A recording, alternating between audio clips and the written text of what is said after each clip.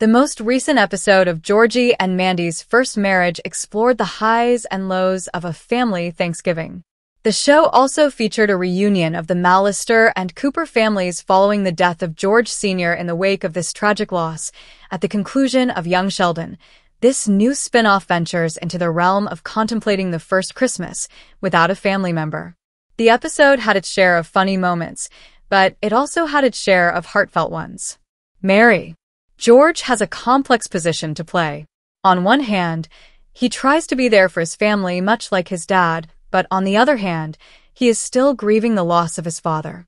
So, he's juggling both roles, and I get the impression he's attempting to embrace the notion that he's taking over Dad's responsibilities. After Mary first rejects George's invitation to celebrate together, Mandy, as viewers saw in the episode, takes a more assertive role with the Coopers.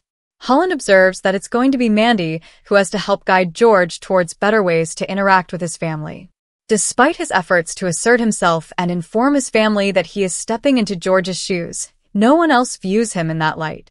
Mandy has been through more, has more life experience, and is probably more socially conscious overall, but in a strange way, she's also not scared to do what her husband needs her to do.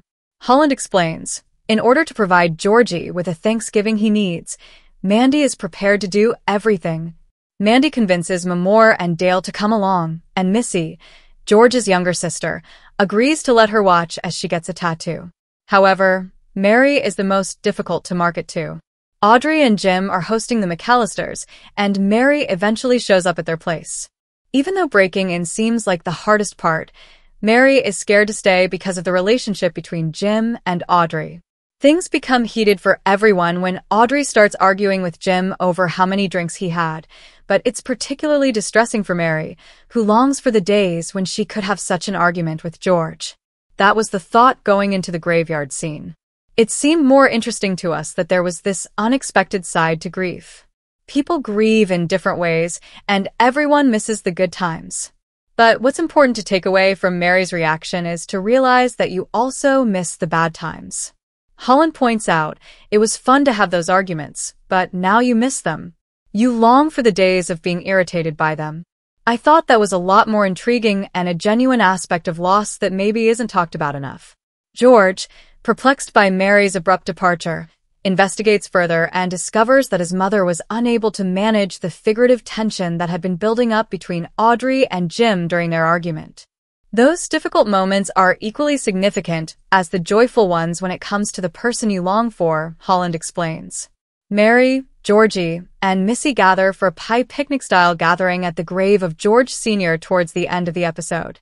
Even though Missy, Holland's review, thinks it's strange, the Coopers still think it's great that they get to spend Thanksgiving with the patriarch in this manner, after George Sr. passed away.